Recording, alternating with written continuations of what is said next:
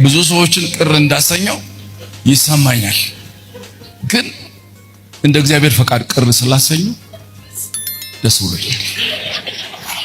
እውነቱን እንናገር። እውነቱን አሁን እናንተን ለማለት ፈልጌ አይደለም። እናንተን ልነቃችሁ ፈልጌ አይደለም። ጌታ ያውቃል። ወይኔ ዛሬ ፓስተሩ በቃሉ ወጋኝ እንዳይባሉ። መጽሐፍ ቅዱስ ደግሞ ስራው ምን ይላል? ቃሉ ነፍስን፣ መንፈስን፣ ጅማትን፣ ቅልጥምን እስኪለይ ድረስ ቃሉ ስራው መውጋት። እናንተ መወጋት አትፈልጉም። እኛ ታዲያ ምን እንሁን እኮ ነው ግራ የገባን ነገር። ምን እንሁን ነው? ቃሉ መውጋት ነው ስራው። እናንተ እንዴ ፓስተር እኮ ወጋኝ ምናምን። ታዲያ ምን በጓንት ይዤ ልኑር? አንተ እንዴት ነው የሚሆነው?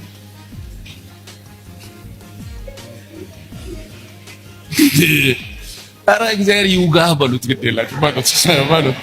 የሚያስፈራ ቃል ነው፣ ግን እግዚአብሔር በቃሉ ይውጋ በሉ። እስቲ ቃል አስገቡና አው ይውጋኝ፣ እኔንም ይውጋኝ። በሁለት ወገን ከተሳለ ሰይፍ ይልቅ ምን ይሆናል? የደነሰ ከሆነ አይወጋም። የተሳለ ከሆነ ግን ይወጋል። የእግዚአብሔር ቃል ደግሞ በዘመናት ሁሉ ደንሶ ሁል ጊዜ ሻርፕ ነው። ሁል ጊዜ የተሰነገለ፣ ሁል ጊዜ ስሙ ይባረክ። ታዲያ ሻሸመኔ ላሉት ነው የምናገረው። ለፍቅርና ለመልካምም ስራ እንድንነቃቃ እርስ በርሳችን እንተያይ። መተያየት ትልቁም ነገር ጋሽ እንትና ባለፈው ሳምንት አልነበርክ? ጌታ ይባርክ። መተያይ እስቲ ተያዩ፣ ዝም ብላችሁ በሌላ አይን ሳይሆን በጌታ ፍቅር እስቲ ተያዩ። በእውነት ነው ብላችሁ እንተያይ እኮ ነው የሚለው። መተያየት አላየሁሽ፣ አጣውሽ፣ ሚሳረኩሽ፣ የት ሄደሽ ነው?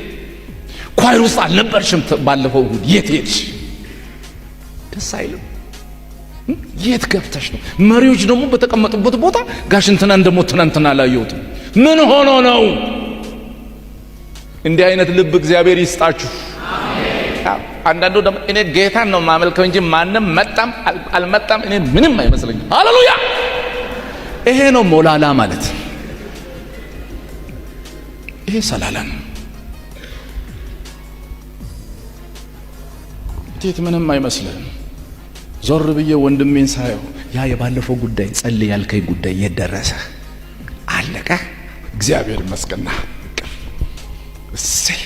ያ የልጅሽ ጉዳይ የነገርሽኝ የት ደረሰ?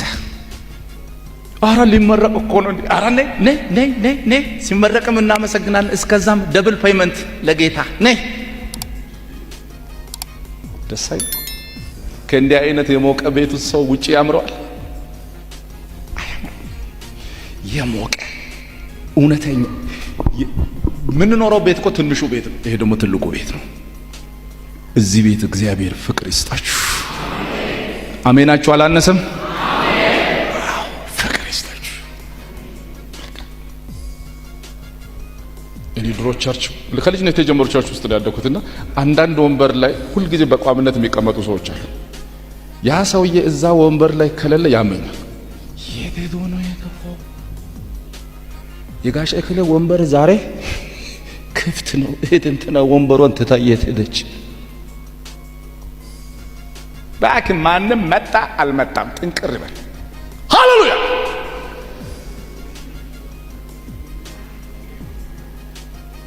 እናንተ እንደዛ ትላላችሁ ብያለሁ ወይ አላሉ። ታዲያ ሻሸመኔ ላሉት ነው የምናገረው፣ ለእናንተ አይደለም የምናገረው። ዮናስ በጣም ከባድ ሰው ነው። አልታዘዝም ማለቱ ብቻ አይደለም፣ ዋጋ ከፍሎ መርከብ ውስጥ መግባቱ ብቻ አይደለም። አንድ ሰው ቁጭ ብሎ አይምሮ ቁጭ ብሎ ወይኔ ቅድም እግዚአብሔር የተናገረኝ መታዘዝ አለብኝ የለብኝ ብሎ እንዳያስብ አውቆ ገብቶ ተኛ። የት ያገኘኛል እንደው ለሽላለሁ ብሎ የህሊና ክስ እንኳን እንዳይሰማው ተኛ። እግዚአብሔር ለቀቀው። እግዚአብሔር አንድ ነቢይ ስላንቀላፋ ወይኔ ተኝቷል ሶሪ ምናምን ብሎ ይተዋል? ቀስቃሽ የለውም እሱ አለው። ሰዎቹ ሲጨነቁ መጣና አንዱ መታርቁ አንተ ማን አንተ ስራህ ምንድነው ብሎ ሲጠይቁት አቤት መልሱ ነው ደስ የሚለኝ። ይሄንን የባህሩንና የብሱን የፈጠረውን እግዚአብሔርን ምን አደርጋለሁ? አቤት ማምለክ፣ አቤት ማምለክ፣ አቤት ማምለክ! እንዲህ አይነት ማምለክ የነፋሱንና ባህሩን የፈጠረውን ምን አደርጋለሁ? ስራ ምንድን ነው ሲባል ማምለክ ነው። ማንን? ይሄንን አንተን አሁን እያስጨነቀ ያለውን ይሄን ባህሩን ነፋሱን ሁሉ ምን ያደርገውን የፈጠረውን እግዚአብሔርን ያህዌ የሚባለውን ምን አደርጋለሁ? አመልካለሁ። እውነት እያመለከ ነው? እያመለከ ነው ወይ? አይደለም። አይ አንተም እንግዲህ አምላክን ጥራ የሚል ምክር ተሰጠው። አንተም ጥራ፣ እኛም እየጠራን ነው፣ ጥራ ተባለ። ነገሩ አሁንም አልሆነ አለ። ምን? እጣ ይጣል ተባለ። እጣ ሲጣል ማን ላይ? እዚህ ላይ አስቡ። እጣ እንኳን ተጥሎ ሶሪ እኔን ወደ ኢዮጴ መልሱኝ፣ በእኔ ምክንያት ነው ይሄ ሁሉ የደረሰው፣ እናንተንም ብዙ ጎዳኋችሁ፣ ወደ ተሳፈርንበት ወደዛ ወደ ኢዮጴ ፕሊስ ወደዛ እስቲ መልሱ ብሏል። ሄጄ ነነዌ ላይ ከምሰብክ ውሃ ይብላኝ፣ ምን አድርጉኝ? ጣሉኝ። እስቲ ለገዛ ነፍሱ እንኳን የማይሳሳ ሰው ለ120,000 ህዝብ ያስባል? ያስባሉ ወይ ወገኖች? በቃ ጣሉኝ እና ውሃ ላይ ጣሉኝ ሲሉ ሰዎቹ እጅግ ፈሩ። ይህ ምን ጉዳዩን ከማብራራት ይልቅ ጥፋት ወይም አለብኝ ወይ ይሄ እጣ ልክ ነው ልክ አይደለም ከማለት ይልቅ እንዴት ራሱን ውሃ ላይ ሊወረውር ይፈልግ? ከዛ ብቻ እየፈሩም አልቀረለትም። አንስተው በቃ ሳንቀላፋም እምቢ አለኝ፣ አሁን ጭራሽ የት ገባለሁ? ውሃ ውስጥ ከገባው የት ያገኛል ብሎ ሲል እግዚአብሔር ቸርነቱ እግዚአብሔር ነቢይ ያምጽበታል እንጂ አሳ ያምጽበታል? ነፃ ፈቃዳችንና ምርጫችንን ተቀብለን ተጠቅመን እኛ እናምጽበታለን እንጂ እግዚአብሔር አሳ ነባሪ እግዚአብሔር ያምጽበታል?